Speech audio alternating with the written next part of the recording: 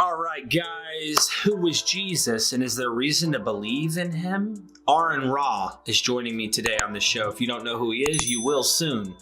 Let me know if you guys have any guests that you're interested also in bringing to the table. Email me at mythvisionpodcast@gmail.com. I'll try and find these people, contact them, and see if they're interested in doing an interview. Maybe they have books they could send me. I can get acquainted with their position and bring them on the show.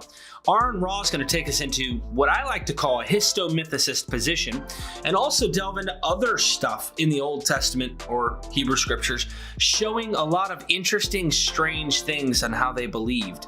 You guys don't want to miss this. I really enjoyed this show. The guy is scarier looking than he really is in person. He's actually a kind guy and he's very gentlemanlike. I even tease him from the start. So hope you guys like this. Don't forget to subscribe to the channel and let me know what you guys think by writing a comment down below. Peace.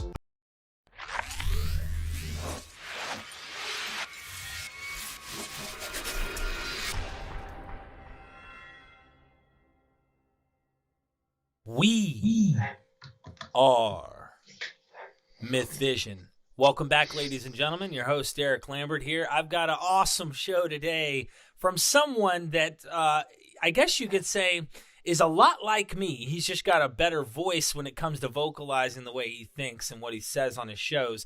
If you guys aren't familiar with Aron Ra, and you need to go over there, just go down in the description, hit that subscribe button, make sure you guys get acquainted with his stuff because he deals with a lot of fundamentalists.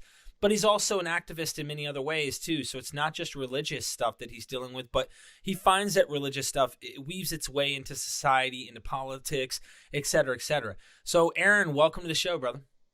It's pronounced Aron, Aron. Please. Yes, sir. I'm sorry. That's all right. Everybody gets it wrong. You know, if you had a second A, I would just be like, Ron. You remember that the show? The guy's like Ron. He mispronounces everybody's names. So, Welcome, man. Welcome. Oh, thank you much. I appreciate what you do. I really am a big fan of what you do. A lot of people look at you and they think you're a Satanist. What do you think of that? I often say that I can't be a Satanist only because one, I'm not young and sexy enough, and two, I can't afford the wardrobe. Oh man. I mean, those people got some style. They really do. They really do. Years ago when I was a fundamentalist, you actually were out on the scene still communicating these things. You've been out for quite some time. And I saw you, and my fundamentalist self couldn't stand you. I did the same thing with Dr. Bob, Robert M. Price. I said, this guy, and he's debating William Lane Craig, and I was like, Craig won, yeah. And it's crazy how much one's mind can change when they actually start opening up their mind and stop being in a narrow box. I left the fundamentalist ideas. I started seeing parallels to paganism and other worldviews, and I said, at first, my deconstruction was God's bigger. God's bigger than just Jesus. And then it was like, hold on. Jesus is in all these other, well, it can't be just Jesus because he's predate him. And then I started saying, well, God's in all of it, right? Then I started deconstructing from there. It was a good gradual deconstruction. Some people have the aha and their whole life just crumbles. I had a gradual deconstruction. So that was thanks to guys like you who pointed out obvious things and were not afraid to say what you think. I appreciate that. When you said thing about having an open mind, I'm in the same situation in that once I very strongly advocated for the truth with a capital T, and my truth was still a lie. I mean, I thought it was truth because I thought it was something that I could demonstrate, but I couldn't demonstrate. I was doing the neo-pagan spiritualism thing. I was doing like occult transcendentalism. And I'm like, okay, now this is direct firsthand experience of the supernatural, right? Mm-hmm. But what it actually is direct firsthand experience of faith. And faith is the most auto-deceptive, most dishonest position it is possible to have. If you believe things on faith, then you are lying to yourself. Faith, the only thing in the universe that needs faith is liars and bad salesmen. But you really can convince yourself to see and hear and experience virtually anything you already want to believe. It's just a matter of ambiance. And that was the thing that actually broke me. Of drum beat or whatever, or horror movie effects, whatever. I remember in one case there was this girl that was doing this kind of meditation, and I knew she's alone in this room doing this meditation, and I move a door open that opens very quietly, and I set a little Buddha, down on the floor, and I know she doesn't know what the fuck a Buddha is, and so she thinks it's a demon, and she thinks she's evoked a demon, and I realize that. Wow. I mean, all I had to do was put in like drums and incense or whatever, and like you're on, and Oh, just like see in your mind's eye. In other words, make shit up in your head, right. right? That's what see in your mind's eye are. What does it mean when you look at somebody's aura, right? When you train yourself to look just beyond what your eyes can see. What does that phrase mean? It means make shit up and pretend to believe it. Lie to yourself, and sadly. So at the time when I realized that I'm actually lying to other people. I mean, I think I'm bringing it, but if I can cause a Christian to see Jesus, and I can cause a Hindu to see Krishna, but I can't do the reverse. Right. I can't make, if somebody was raised in India, I'm not going to make them see Jesus. That's just not going to happen, right? Guru Nanak, maybe, but not Jesus. Likewise, if someone's raised in American Christianity, I am not going to be able to get them to see, the Hindu gods, any of them. Krishna, none of them. Yeah, so it's not like there's any one God. If there was one God that was true, damn thing goes off again. Every podcast. It's okay. It's Yeah, okay. well, It saw a spirit walk by, and it's like, I'm just teasing. yeah. Yeah, no, I agree with you. I think, What I was saying is, if there was a truth to it, if there was one God, right. an actual God, if there was one right religion, you wouldn't have hundreds of millions of people believing in a different religion. Mm-hmm. And what's funny about that is that all the times that Protestant Christians, whether they're Baptists or Pentecostals or whatever the hell, they all want to say that that the Mormons and the Jehovah's Witnesses and the Catholics, they're not true Christians. The Catholics aren't Christians at all. Catholics are just Mary worshiping pagans. But if that were the case, Catholicism accounts for just slightly over half of all the Christian collective. So, if Catholicism is not Christianity, then that would, and only the Protestant sects are, right? Excluding Mormons and Jehovah's Witnesses. But even if you include Mormons and Jehovah's Witnesses still, if Catholics aren't Christian, then that means that Christianity is the fourth largest religion in the world. Islam is already the dominant religion on earth. And the second largest religion would be Hinduism, with 800 million people believing in that. So if popularity accounts for anything, what the fuck? And then the third largest religion would be Catholicism, and then Christianity, and then Sikhism. Yeah, because you'd have to separate Catholicism from the other Christianities, and then you got to divide down from there. Well, no, I'm talking about Christianity as a collective. If you put if you put the Baptists and the Pentecosts and the Lutherans and even the Mormons and Jehovah's Witnesses, put them all in one lump, right? And then they'll all say that Mormons aren't really Christian. They're just the Church of Jesus Christ of Latter-day Saints. What the hell makes them not Christian, right?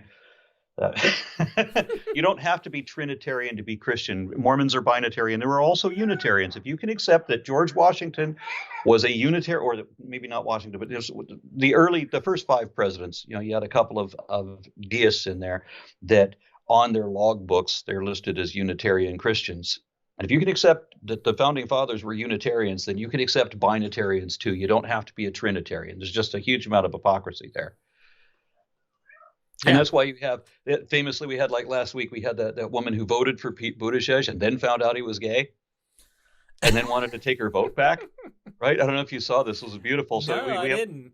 This woman saying, well, I'm Christian and I can't vote for a gay man. And this other woman says, well, I'm Christian too, and I work for this gay man who is also Christian. So, and then they're both saying to each other that you don't believe. Wow. Yeah, that's so, well, it's actually, crazy. To be fair, one of them says, I think we're just interpreting this differently. So that was a much better way of presenting that. But imagine getting famous for something like that. You're in Iowa. You would never be famous for anything else ever. Suddenly you're on national news and Stephen Colbert and on all kinds of parody sites and all of this because you said this thing this stupid thing for which you will remembered for the rest of your life. Dude, that's interesting. I saw a video recently. It was put out years ago, and it was pretty much why people believe in gods. And he went into a naturalist, evolutionist explanation. Brilliant man. I want to try and interview him if it's possible. I don't know if it will be, but Stephen Hawkins, I believe, and others inspired him. But he was doing it for Richard Dawkins. Who is this guy? That's a great question, because it's, and you, I'm sure, have seen it for sure. If you haven't seen this, no, I know for a fact you've probably seen this, because it was so brilliant. He went into everything, the evolutionary mechanisms as to why back in prehistory, and showed why humans would invoke something like this, and how it's actually normal that we fill in the gaps. We don't understand something, so we put things there. And, each culture has done something different, whether it was the elves or angels or, God, or some evolved form of explaining the unexplainable to them from their perception. And as we've developed, I had one guy tell me, he says, as science develops, we'll start to really grasp things, and it'll make sense of them. Kind of like I've heard Yahweh was a volcanic deity at one point. Okay, I don't know how true. I've heard some arguments. But there are people that are interested in this can just look up the phrase in Google for a moment, and it'll give you all the references to it. There are 60 times that Yahweh is described as a volcano in the Old Testament. 60. So you could just type in that phrase. I think Google will pull it up just with that. 60 times Yahweh is called a volcano. And people don't notice it because they read in Exodus that they are following something, when actually they're just seeing something on the horizon and going toward that, right? So they are following what is a column of smoke by day and a column of fire by night. Well, what's that? Right?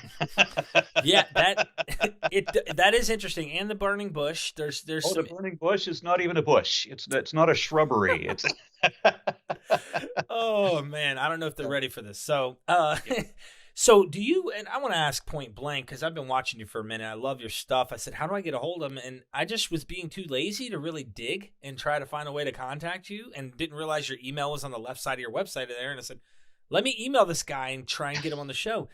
I see that you've been influenced by a lot of guys like me. I've been influenced by Dr. Carrier, Dr. Price, David Fitzgerald, these guys in a lot of ways. And I also listen to historicists too. I try to find common ground. I try to see where there's evidence. I'm agnostic whether or not there was a historical Jesus, but I'm prone to think the lack of evidence from my point of view, I would think there's not sufficient to be so certain like someone like Dr. Ehrman is. And what are your thoughts on it? Well, even Ehrman's arguments for the historicity of Jesus, I think, fall short. I mean, so, and I also want to clarify that of the three names of Fitzgerald and Price and Carrier, that I'm not so much in Carrier's camp. Everybody, I mean, that's the one that people want to associate. If you declare yourself a mythicist, people think that you're following a Carrier's argument, which never quite resonated with me. Right. I mean, because he's talking about angelography, Hebrew angelography, that would be compelling if I could verify it, but I don't know how to verify what he's saying.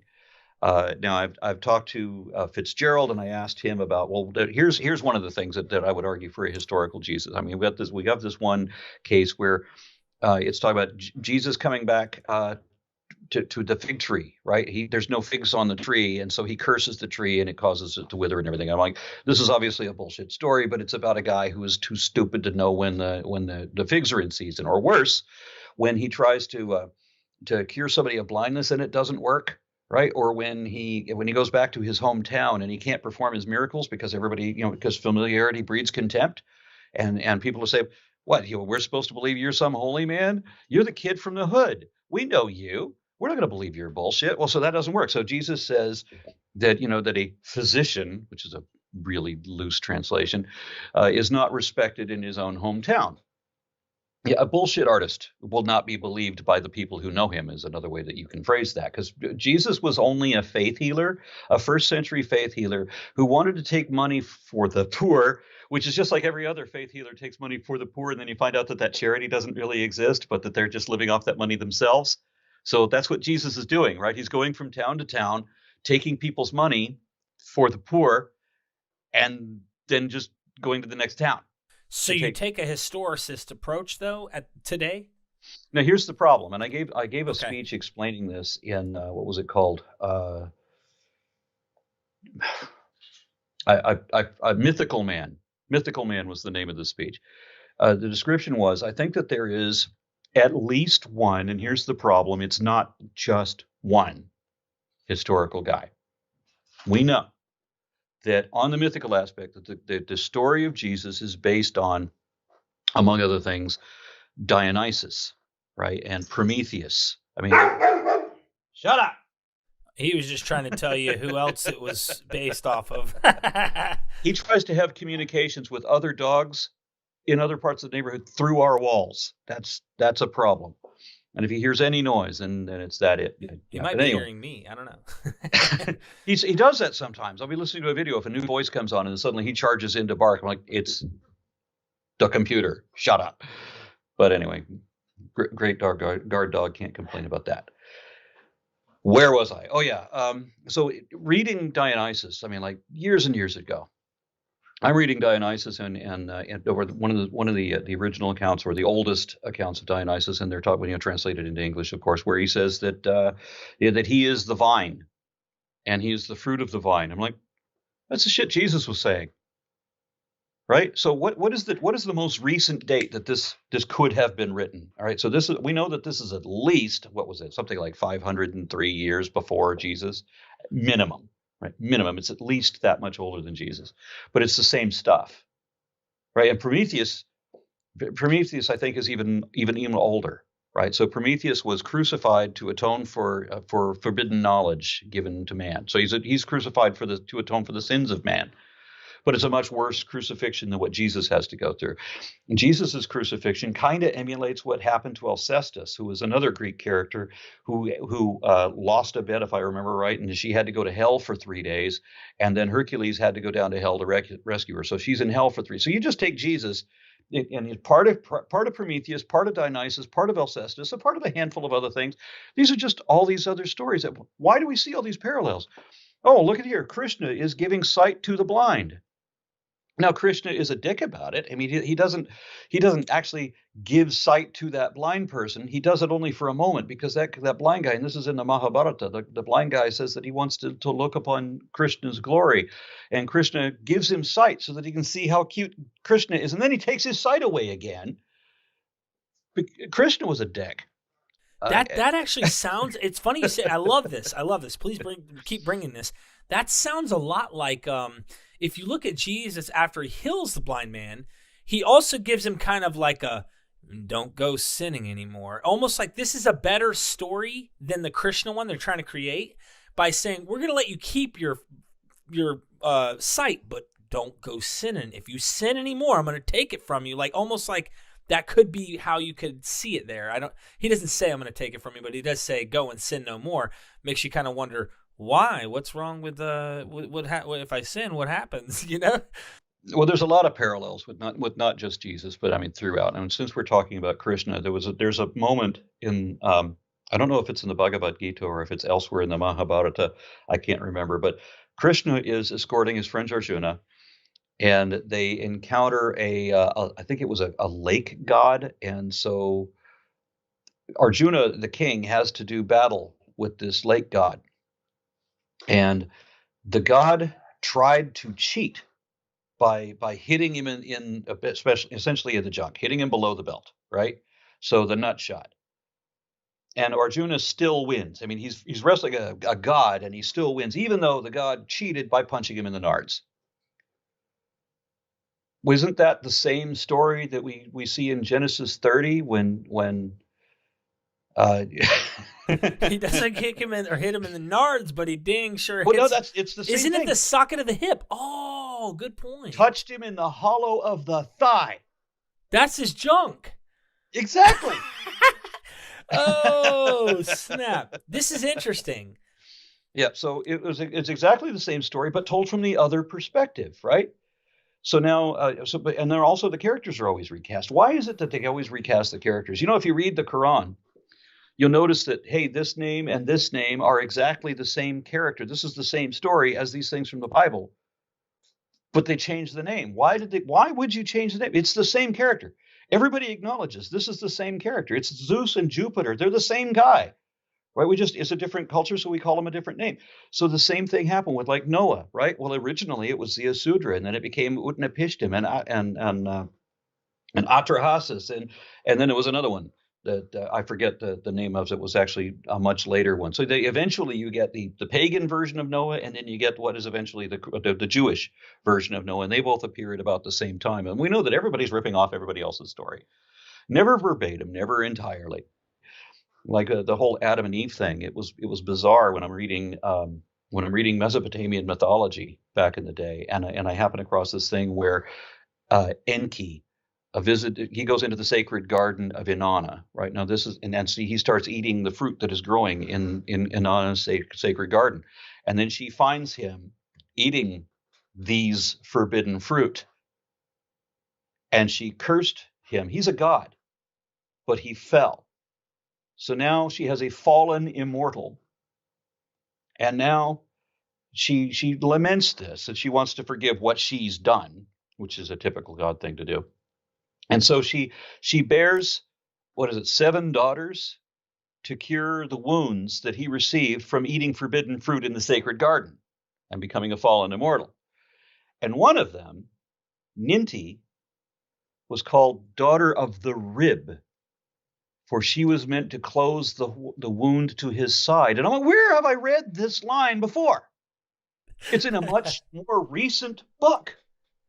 Right. So then, yeah, I was in a class of a comparative history of world religions, and this Christian pipes up and says, well, the Christian Bible came first, and all of these pagan lessons or all these pagan legends came out of that, and so the minister, who's a Methodist, or not the professor, is a Methodist, right? And he has a doctorate in divinity and everything. And he's been all to these sites in Asia and everywhere, and he's really competent in this. And he has to explain to this kid that it's not possible for the Genesis account to be the original, and for all of these other myths to be somehow based on that, because it's never the big thing that remains true. It's the trivial details. Right? The fallen immortal, the wound to the side. It's a different collection of gods. And then there was another one called Adapa. And Adapa is, he's taken to meet the gods, and he's warned that the gods are tricksters, and that if they offer him any food, then it's likely to be poisoned. So he should refuse to eat whatever they offer him. But instead of offering him poisoned food, the gods offer him the fruit of forever life. And because Adapa did not eat of the fruit of eternal life, well, that meant that he is mortal.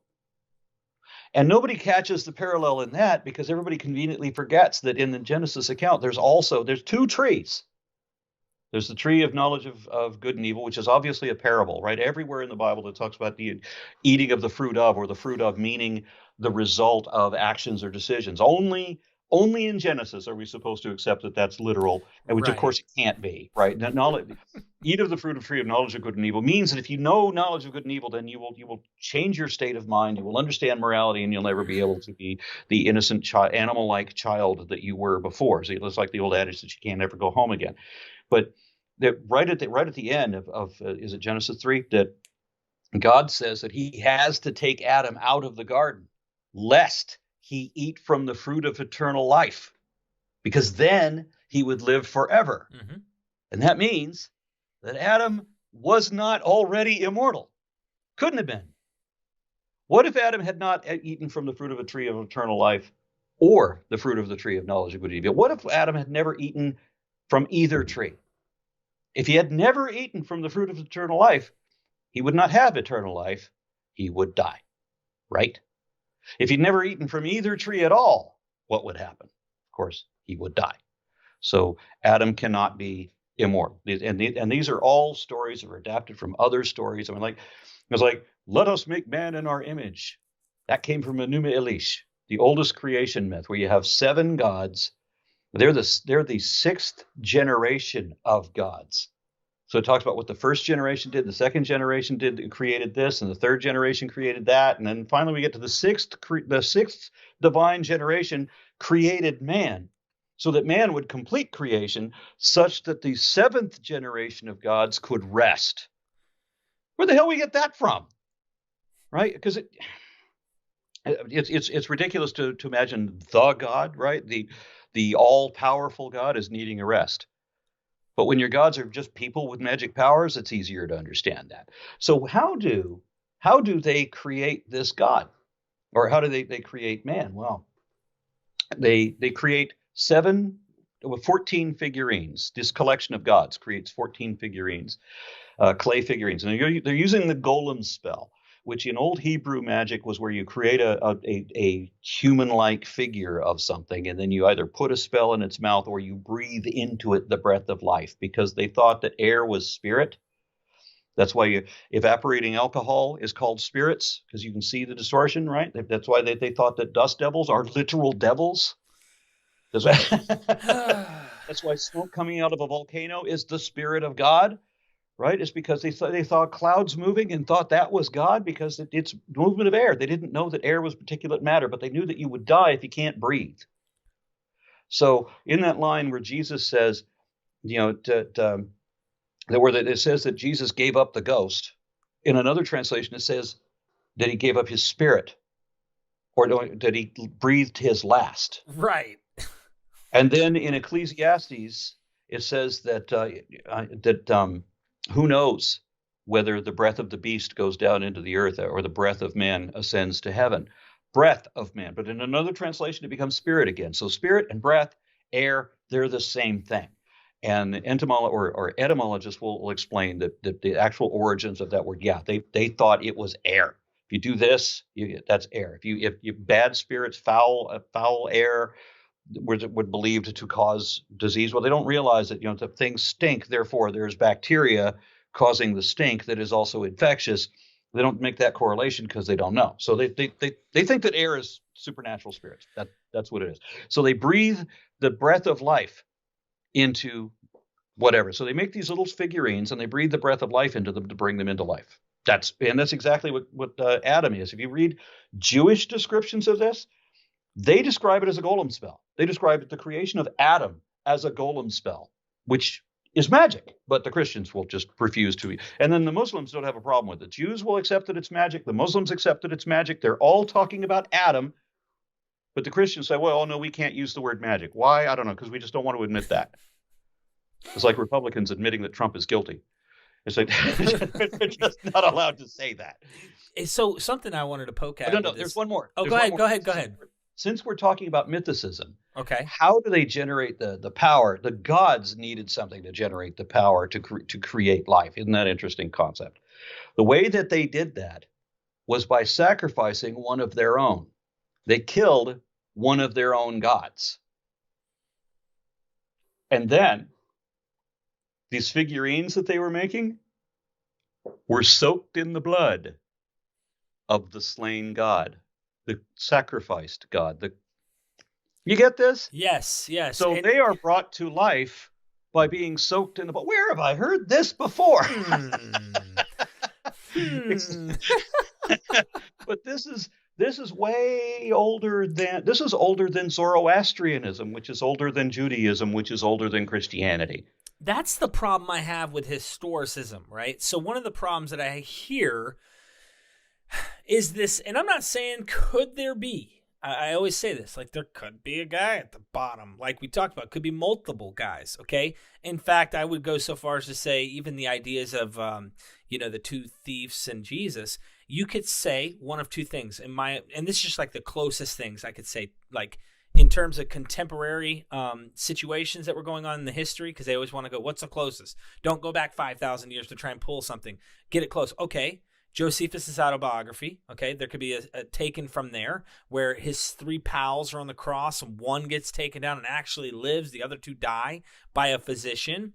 Or you could go back to Joseph, which I can show parallels, line by line almost, where Judas, sells off his brother into slavery for silver. He gets taken by the Malachi, whatever the heck their names were, to Egypt, ends up in Potiphar's house, Pontius Pilate. Whoa, let me not jump forward here. I don't mean to do any weird things. So Potiphar's house gets cast into the dungeon, or in the earth, or in the belly of the well. I meant inside of the heart of the earth. That's what I meant to say. And he ends up overseeing this chamber, and two guys have dreams. One is a baker, one is a wine man. So you have the bread and the wine, and when Joseph goes to tell the wine guy when he gets taken back up to Pharaoh, because he was going to live, resurrected to eternal life or resurrected to death, which the baker had his head cut off and was put on a spike, the wine guy, he says, hey, remember me. Don't forget about me. Jesus says, do this in remembrance of me. What the hell's going on? So when I started seeing this, I knew right away, wow, what a great myth, what a great copy of an older story. And Jesus fits that narrative. I think that fits even better than the parallel to I'm brain fart just now. His three pals I was just mentioning, Josephus. And could it be utilized? Could Josephus be BSing and using the same Joseph myth? Absolutely. There's no telling what could have been, going on here to apply to that situation. But the idea that you just brought up about the gods, that's the problem I see with a lot of historicists. They get so into trying to, historicize this that I think they're lumping some stuff that's mythology into the context and don't know where to draw the line. I don't think any of us can absolutely in every essence draw the line. This is why it's all probability. But I love what you said, Jesus being the last Adam, which was a possibly mortal, possible immortal kind of weird situation here where this guy has been cast down. Well, it says in Philippians, Paul says he came down willingly, lowering himself below, whether he was an angel as we see with Dr. Carrier, or whether he was just some other god kind of figure, a demigod copying Greco-Roman mythology in some way, or even Serapis, Osiris, Dionysus, something else. And he comes down, and what's he do? Exactly what you said, another creation. So it's a new creation, right? Here we are back to Adam with the first creation where they're breathing life in, and Jesus turns to his disciples, and he says he breathes on them or something in one of the hidden rooms or something. This is awesome seeing it like that, though.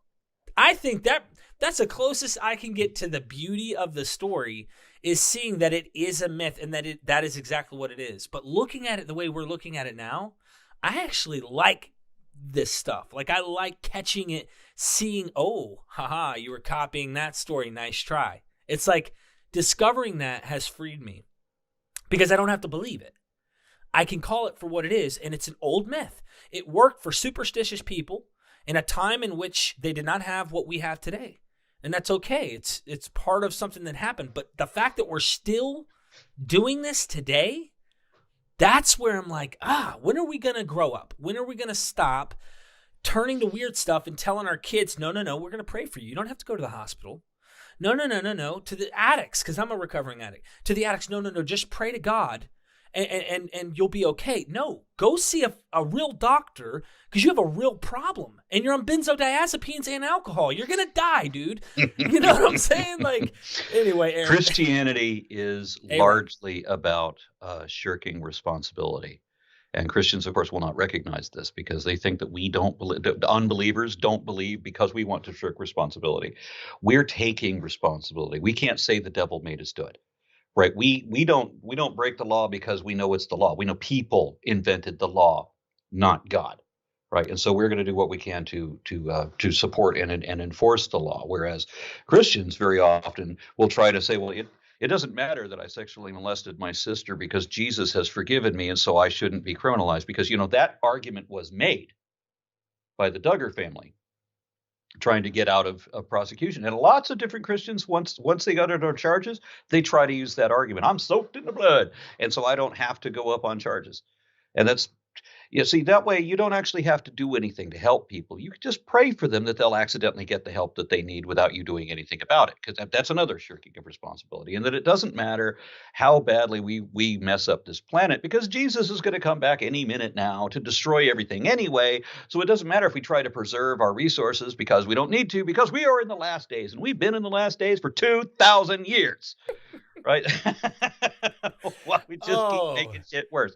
But the big problem here is in the mythicism historicism is arguments like Bart Ehrman. You try to put them in a category where you have Ehrman's argument, and Ehrman's argument is that Jesus existed, but he wasn't the Christ. Okay, so that's a step away from the typical Christian argument that Jesus existed and he's God. Right, or he's the son of God, or the more Muslim and Jewish argument that he's a prophet of God, or that he's just a shyster pretending that he knows God. He's Joe Biden saying, "I know Obama."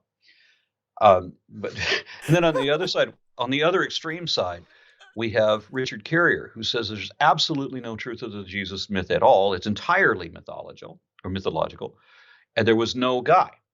Well, Price and Fitzgerald, I think, are a little closer to my camp. And I know that Price is, because much of my inspiration actually comes from him. He said some things that are going to seem a little crazy too. But one of the things that Price has argued is that when you read Josephus, and Josephus is talking about how he found 3 people being crucified, and that he recognized one of them, or he recognized his friends, and that he went to the magistrate. I forget the name. Anyway, I can't remember the name. I always have these moments, but a name that I could recall at any other time, I don't have now. But anyway, he went to go get the Roman magistrate to have these friends cut down, and they are cut down, and then one of them died, or 2 of them died, and one lived. I think is the way it was. And then this is all being viewed from the opposite perspective when you read Luke, and suddenly you see Joseph of Arimathea, which is dangerously close to Joseph Bar Matthias. Joseph of Arimathea, Joseph Bar Matthias. Now, if you look at how much the Muslims have corrupted the name of Noah and the name of Ecclesiastes, or the name of Satan, how they've changed that just in that little bit of time. Imagine, it's not hard to see how these names were corrupted, between Joseph Bar Matthias and Joseph of Arimathea. Right. So it looks like when you read Luke that we're talking about the same event. These people are both writing stories looking at each other while they're doing it. This is according to Bob Price. And I thought, okay, that's an out there kind of a theory, but it kind of makes sense. When you think about this, and because other people are going to say, well, we have all of this other documentation of Jesus. Do you? Really? One of the problems is that when Joseph mentions the James, the brother of Jesus, the anointed, he's not talking about that Jesus. He's talking about Jesus of Damnius, son of yeah, who lived at a different time and is a completely different character. We know who that character was. We've got historical documentation for that guy. We don't have it for your Jesus, but we got it for this Jesus. We know that that's a different Jesus. Josephus wrote about 19 Jesii, 19 different Jesuses. So, and Jesus of Damnius, 8-year guy. Now, Christians will adamantly argue that he is, and until you prove absolutely that he is not, because that's what they need, absolute proof that their belief is wrong. They don't need the slightest proof that it's true. Right. But they need absolute proof that it's wrong, because they're going to be completely unreasonable. Of course. I mean, yeah. The problem is that there's I like to look at things in a bell curve. I try not to think in binary terms where you're good or evil or whatever. That most people on most subjects, we're kind of around here toward the middle. And then it just becomes an issue of, are we slightly left of or right of center, is what it comes down to most of the time. So, and I try not to deal with too many absolutes. Right. There are few. There are a few things we know that are absolutely certain, like there was never a global flood. We know that for absolutely certain. But it's not the best you can do is go back to Ice Age. That's like the best you can do. And even then, I don't know if water covered every mountain. I mean, come on, no. We can actually go back a lot further than that to previous ice ages, Precambrian ice ages. at least two identified so far, where the entire planet is covered in a thin sheet of frost at least. Right. So anyway, they wanted to call it an ice age where everything was frozen, but the fact is that it would have to have been thin because there's not that much water on the planet. So like a thin frost, and then some actual liquid water in some pockets here and there. So getting back to the subject, there was a historic element to Jesus. It wasn't like Richard Carrier says, where it's just purely mythology. And when Bart Ehrman is talking about, well, we have record that there was, we have all these indications. Most of what he's talking about is simply Christian historians that grew up Christian. We're never going to question that, right? They're just never going to come about questioning. Well, they always argue for consensus. Well, all these historians accept that Jesus was true. Well, yeah, they do when they were raised never to question that. And it's the ones that question them to say, you know what, I'm not sure if Jesus did exist. Whoop, now you're a mythicist, and now you're outside, and now we're going to shun you. But what the argument really is when we're talking about Jesus, I've heard arguments from Christians where they're actually talking about Jesus ben Ananias. And I'm like, that reference that you're talking about, that's not Jesus of Nazareth. That's not your Jesus. That's this other Jesus again. So then we have one of Ehrman's books, where Ehrman himself brings up the 16 different gospels that never made it into the book. And so we have a hero character that everybody's talking about. And where did this hero come from? Right? Well, there might have been a real guy at the base of some of this. But then when you get to where we have certain books that are kicked out because he killed a child in one of these books, in one of these gospels that didn't make it. Wasn't he a child too or something? He was a child who performed magic on something because the kid was mad at or some crap. I can't remember. Yeah, and I like another one that was rejected, which is the Gospel of Thomas, in which Jesus said the only wise thing that Jesus has ever said in any of his gospels, period, and it's one that didn't get in the book. In the Gospel of Thomas, they ask him, "What do you think about circumcision?" And Jesus says, if God wanted the people to be circumcised, we would have been born without foreskins. Yep, that's right. That's right. There you go. That's the only wise thing Jesus ever uttered. And that didn't make it into the book either. So there's another problem. So I argued with Fitzgerald, as I started to say earlier, that there are some things that Jesus did that are just so stupid that we would have to believe that this is a person that did this. There was a first century faith healer out there conning people, who doesn't know when the fig season is, who doesn't know that farmers in his time at that time, in his location at that time, knew that there were other seeds, like the black orchid, that are smaller than the mustard seed. Jesus isn't a farmer, right? He claims to be a carpenter, maybe because he got wood. I don't know. But then this is why he's hanging out with male apostles. But he... And which is something that Paul had issues with because he obviously hated women and was seemingly closet queer himself. For that guy. Yeah, I mean, and why is it that the most adamantly anti-homosexual people are the ones that are against you being with a woman? The ones that we catch having sex with a male prostitute in the car, or snorting coke off their ass of a male prostitute, or going into a hotel room with a rent-a-boy whose advertising criteria was that he had an 8-inch uncircumcised penis. What?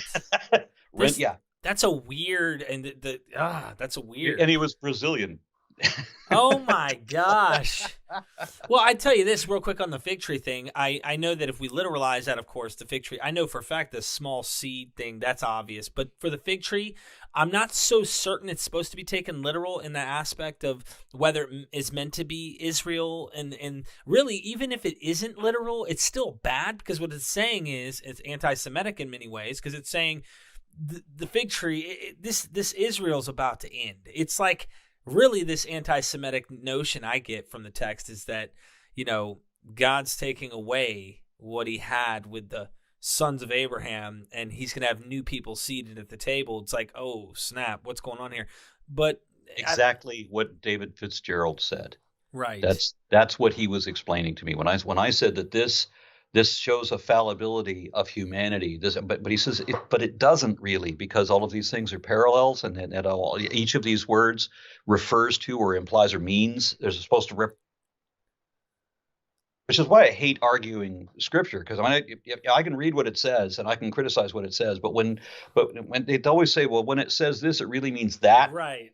except on every other Thursday, or except when the moon is full, or when I want to argue with somebody else about a different thing. Then it becomes literal again. But until then, it's metaphorical, or it's metaphorical when I can't defend it, and literal when I just want to make believe. Right.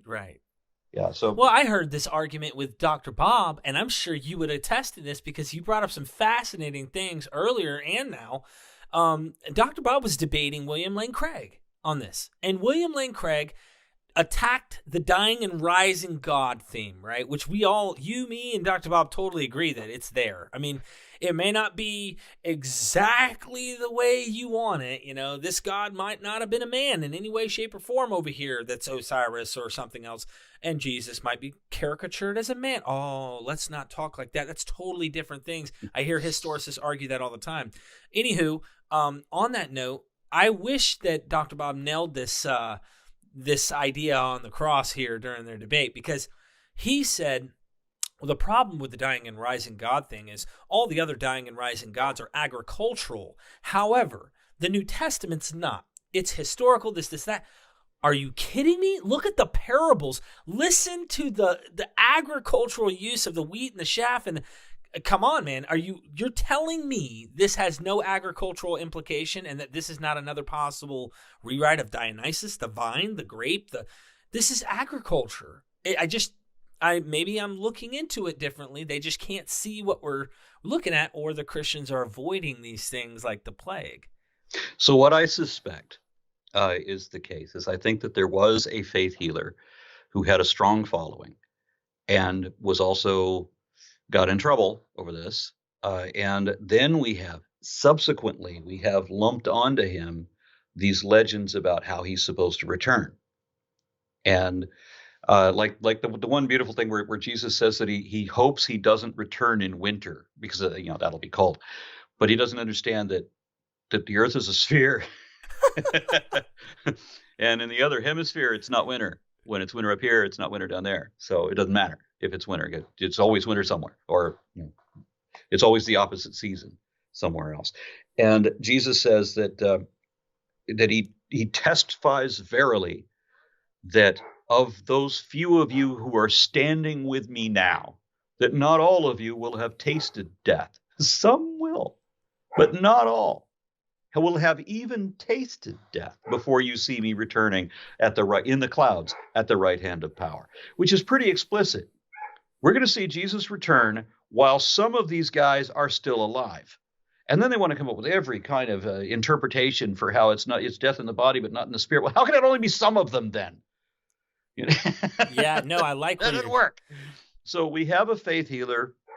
And there was at a time when Jesus was a common name, and people are commonly lumping different GZI together.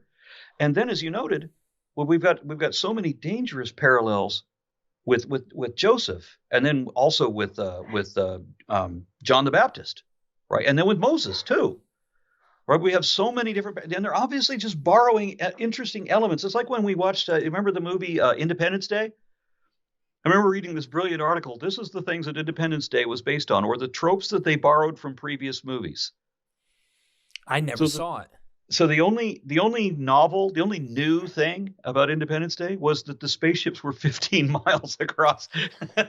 Wow. The spaceships were bigger than any spaceship had ever been seen in a not even Star Wars would have a spaceship inside the orbit that would be that big, right?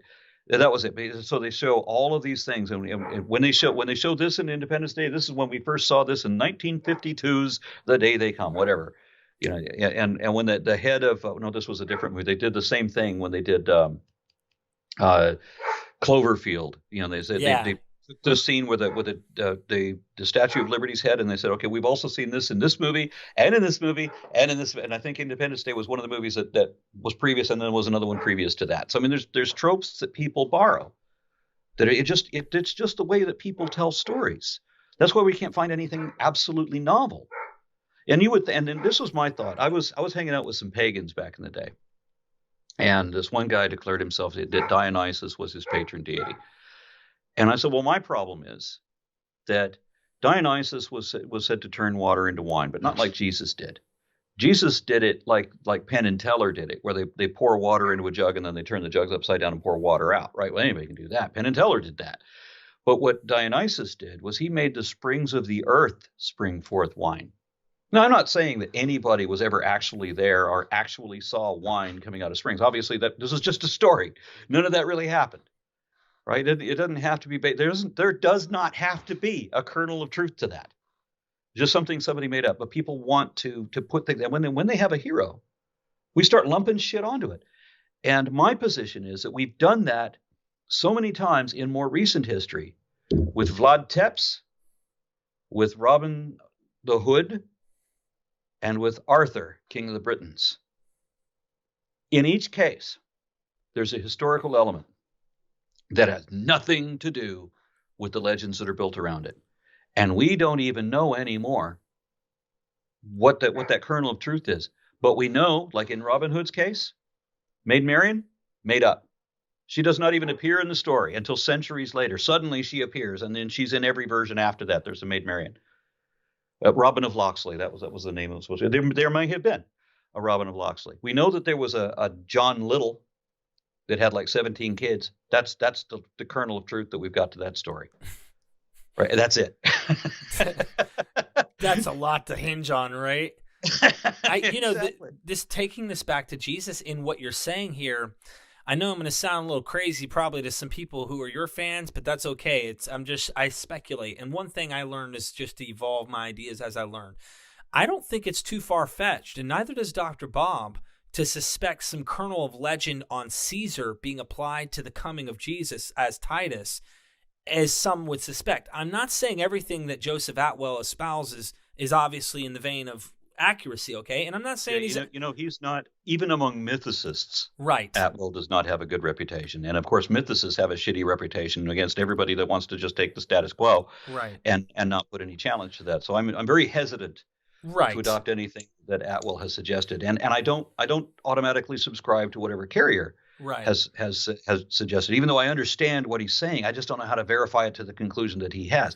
What seems to me, after talking to a number of others, and especially Price, about how some of this was put together, is that people are confusing and conflating different people named Jesus. So I think if you could find any of the historic sources for Jesus, maybe there were only 2 or 3 of them, but any of them, and even if there was only one guy at the basis, if there was one first century faith healer, and he's in the first century, because there's evidence that he might have been.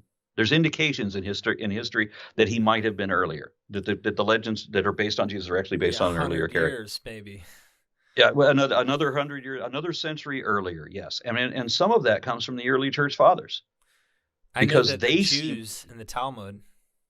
And the early church fathers seem to be talking about they don't realize. Do they realize? Did Justin Martyr realize that he could have met someone who had met Jesus? Because he's not talking about a Jesus who lived a generation or 2 earlier. I mean, actually a little bit more than that, but it is still possible that that Justin Martyr could have met somebody who had met Jesus. I think, if I remember the dates right, I think he's still within the range of a human lifetime from that. But what he's writing about is a character that predates Hercules, who predates. How you have Apollo carting the sun across the sky in one myth, and then you have Helios, the same character essentially carting the sun across the sky in another one. Well, Jesus is also depicted as carting the sun across the sky. Jesus is this sun god. Jesus is described in Psalm 19 according to Justin Martyr. So he doesn't seem to be thinking that Jesus was a guy who died just a few years earlier, or just say 2 or 3 decades earlier. He's not thinking of Jesus that way. And obviously not 2 or 3 decades, substantially longer, but just barely within the range of a human lifetime. He's talking about somebody from the basis of the Old Testament, at least the way I read it. And other people have interpreted that maybe what he's saying is that Satan went back in time to create these pagan gods to make them counterfeits of Jesus. Right. But nobody ever suggested time travel. At that time in history, not one author ever suggested time travel was possible. That's a new science fiction topic. Justin Martyr definitely was not progressive enough to imagine time travel. He thought Jesus was eternal. Jesus existed from the beginning. Jesus is the Son, essentially. Jesus existed in Psalm 9. Jesus predates all of these pagan gods. Jesus didn't live in the fourth decade of the first millennium. Jesus was several millennia ago, is the way that I interpret it. I've heard somebody had a criticism of my interpretation of that. And I remember that there was a criticism. I can't remember what it was or how valid it might have been. So I'm sure somebody will remind me. Yeah, someone watching this, because I love my fans. I mean, I love going through the comments and listening to people's ideas. And there's some that are just over the top. And I'm like, okay, this guy just took a hit of something. I don't know what he put in his bong, but. So here's my thought in a summary. Even if we were to imagine that it's not multiple Jesuses being combined and conflated, which I think is almost certain, and there's not going to be any historic record for probably any of these guys, if that's the case. But even if there was only one guy, it's not going to be that guy. That if we had a time machine, I'm certain about this, if we had a time machine and could go back and it was somebody that spoke Aramaic and just hunt down, you're not going to find Jesus. You go back to 32 CE, you're not going to find Jesus. You'll find 50 other GZI. You'll find Graham Chapman from Life of Brian. You're going to find a whole bunch of apostles because you Jews produce messiahs by the sackful, is what they used to say, right? Or what they said in Jesus Christ Superstar, and I've read it in other places too. And I think because the Bible actually does make that comment that the Jews would keep producing all these messiahs, so they're getting them all combined and conflated. But even if there was only one guy, even if there's just one Jesus who somehow was born in both Galilee and Nazareth, or is from both places, and also went to Egypt without going more than 50 miles from where he was born. If you take out all of the contradictions, there's one guy somehow did all of this. Right. Put him in your TARDIS, bring him into the 1970s, and let him see Jesus Christ Superstar. If you don't tell him in advance, he would not know that story was about him. How can there be a historic Jesus if that Jesus character doesn't recognize his own story? Would Vlad Tepes recognize Bram Stoker's Dracula as being about him? No. Take him in any Dracula movie. Vlad Tepes is not going to know who the hell that character is. This has nothing to do with him. Same thing with King Arthur. Same thing with Robin Hood. None of these characters would recognize their own stories. Robin Hood, what I think would be the most outraged, because we remember and glorify all these things that we've attributed to Robin Hood, that we know were all of these details were added centuries later. Everything we know about Robin Hood was made up centuries later. We know nothing about Robin Hood from his actual life, apart from that he might have known Little John. And that's it. I totally agree with you. I mean, if you just on Jesus for a moment with the magnifying glass in the 30s, if this is when, because we got other corroborating evidence to suggest Pontius Pilate, right? That's when they place his death. You only got a 12-year window right there. And if you put it in that 12-year window and you look at the story about it in the synoptics, you run into some issues. I mean, you have Jesus Barabbas, and then you have Jesus the Christ, and that's Son of the Father and the Christ here, and they decide to take the murderer instead of the turn the other cheek Jesus. That you're never going to find that. That's not in there. That's not in history. So I agree with you that if there was, I like what Dr. Bob said, and he said it really well in a debate back in early 2000. He said, if there was a Jesus, we know nothing of him. We know nothing of certainty of him. He's been lost in the back of the gospel somewhere, and there's just no way to say, we can speculate, but we don't know of him. Like you're saying, there's probably something, there could be, but we don't really know anything. And Really. every Christian is going to bring up the eyewitness accounts, which we know that the 4 Gospels that actually did make it through scrutiny to become included in the Bible, apart from the 16 that didn't make it, right? We know that the 4 that did are not eyewitness accounts, right? We know that one is based on the other. Another one is a minor extrapolation of the previous 2. And then John just like comes out of left field making up whole new shit that centuries, decades later, and it has nothing to do with the other 2, virtually nothing, right? So none of them were actually penned by the people that were named. I mean, especially not when it's in the wrong language and the original character who supposedly wrote it was illiterate. But then Muhammad was illiterate too, so it's amazing what illiterate prophets can write. Oh yeah. You make good points there. I really like that. I heard there was 90 total of gospels that we have historically, and I'm not talking like written 300 years ago type gospels. I'm talking like in antiquity. There's like 94 or 96 total gospels from what I've been told. And like in terms of going back, the Gospel of Thomas is some of these are getting really close. So it's like, why did they push it out? There's so many reasons why this is horseshit. And I really do. I like what you bring to the table here, because I like doing it. Christians go, well, why do you spend so much time on it? I don't know. Let's say more than half the world is superstitious, and I think to the detriment of everyone else, including themselves. Right.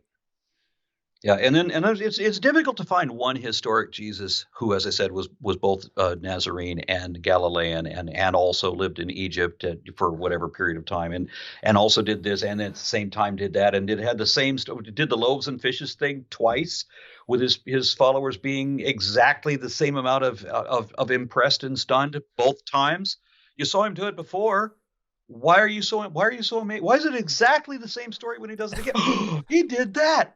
You already saw that, right? How is it Jesus was born during the time of Herod, which is before 6 BC, or before 4 BC, and then simultaneously during the census of Quirinus at or after 6 CE? There's a 10-year window there in which Jesus was born both before and after, but couldn't have been born in the middle.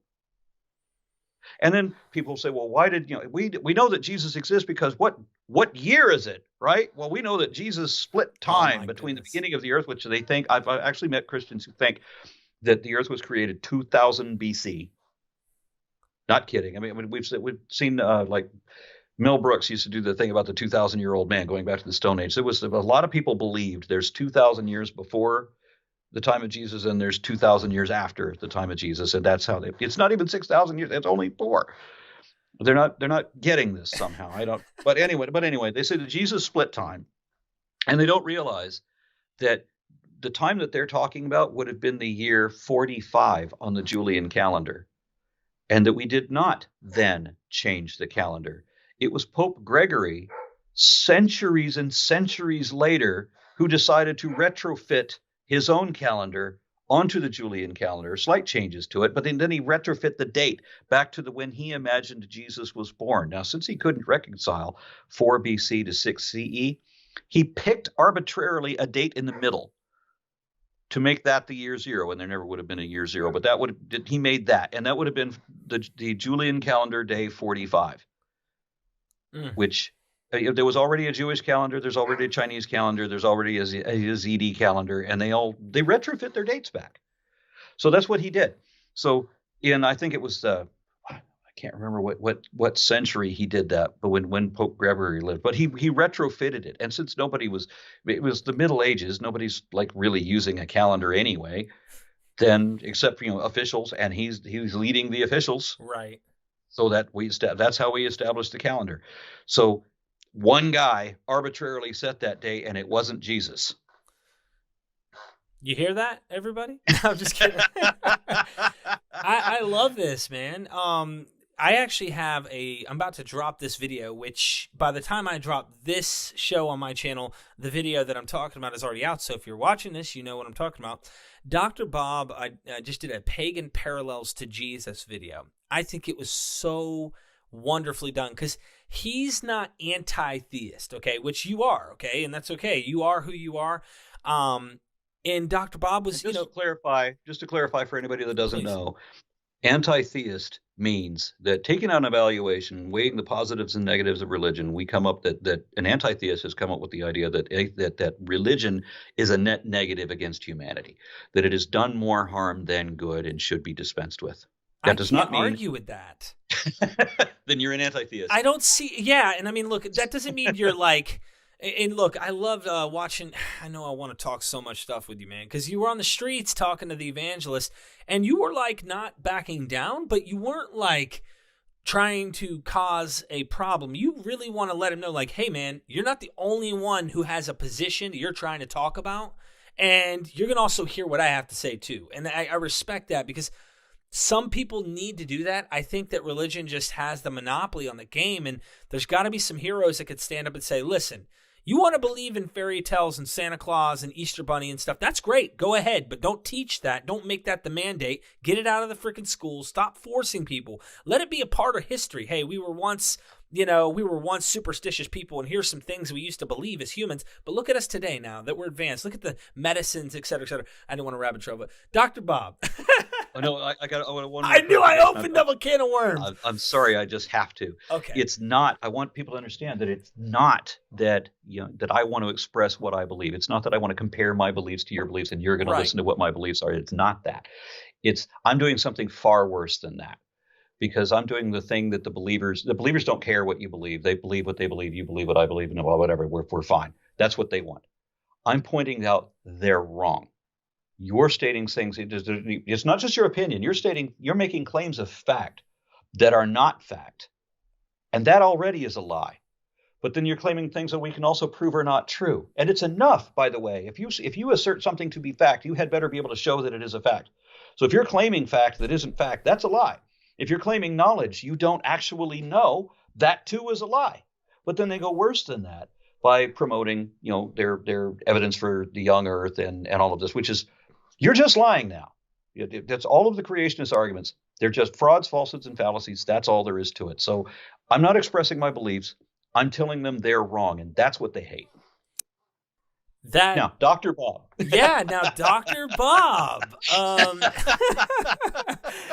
Great transition. No, I love that. I respect that, and I'm glad somebody is doing that. So, Dr. Bob did a show with me on pagan parallels to Jesus, and he showed a lot of these parallels, the dying and rising God themes, but we dealt with something I thought you might even like to hear, and I'm sure you do a lot of this, anti-apologist work, which is what it's, you're really defending reality in the best way we can test it and see it to be the case with the science we have, etc.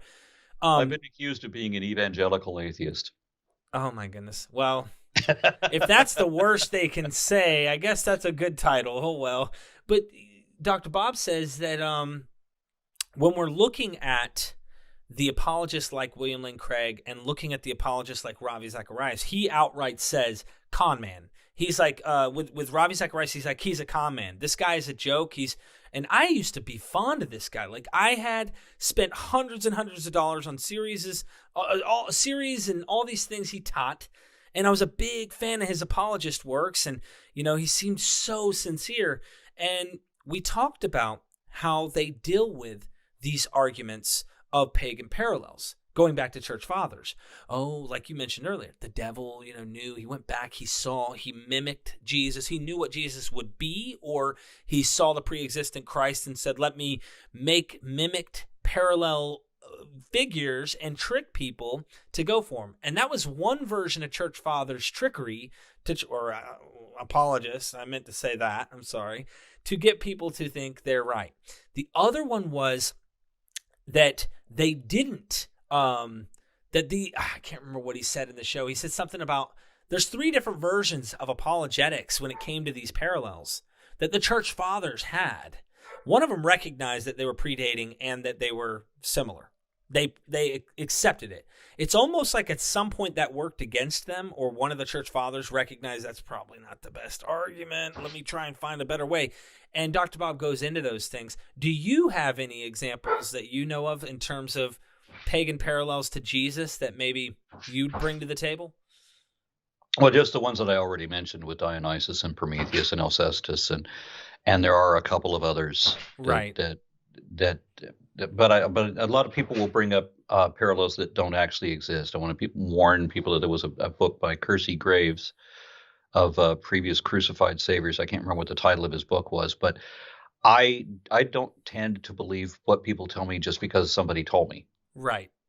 Now I have bought into a couple of parody things I put up on shared on Facebook stories that have turned out to be parody. It's really embarrassing, but it's really hard. It's like that Poe's Law thing, where religious right is so far extreme that it's ridiculous it's difficult to write a parody of them without somebody thinking that's real. Oh my goodness. Because it's such a parody already, right? So as some have already pointed out, the Onion can just be a regular newspaper now because shit has gotten so crazy. But I try not to believe what people tell me just because they told me. I want to verify. I want to be able to look up others. If you give me one news story and it says something I like, I have gotten into the habit of like looking up the details of that story to see, are other news agencies covering this too? Different ones. And are they saying the same thing? And so it's important to do that. It's important to the best way, the scientific method of establishing what we believe scientifically, which means this is what we think is most probably true. It's not like a make believe, like what believers call it. The reason we're unbelievers is because we're not making believe. When I say I believe something, it means that this is what is most likely true, or closest to the truth. You try to test your own beliefs wrong, right? Try to disprove your own. So if you want to believe this, go find out what would disprove it. If other stories are not supportive of it, if this is the only news story, it doesn't mean that all of the other news agencies just haven't found out about this, and only InfoWars. Only InfoWars knows this information, right? And somehow CNN and MSNBC and all of these don't know this yet. If that story is only being carried in one place, it's not substantiated. It needs to be substantiated before you believe it. Right. Belief shouldn't be something that you do before you find the evidence. Belief should be compelled by the evidence. And if there's not, if I have reason to believe that, hey, you know what, maybe this is not true, it's effectively not true. Well, you bring up a good point. This was brought up too. Dr. Bob said, you'll love this. Paul says in 1 Corinthians 15, that there were 500 who witnessed Jesus after his resurrection, the 12, this and that. Yet I want to see those depositions. Yeah, I was going to say, but why is it that if Paul's written before the Gospels and the Gospels don't mention these 500, wouldn't you think the Gospels would have used such a claim to try and put their point that, oh, well, listen, he not only appeared to me and the women and this, but also 500. Paul makes that argument in 1 Corinthians 15, but the Gospels leave it out. Why? Something for the same reason. The same reason there was a small town in Mexico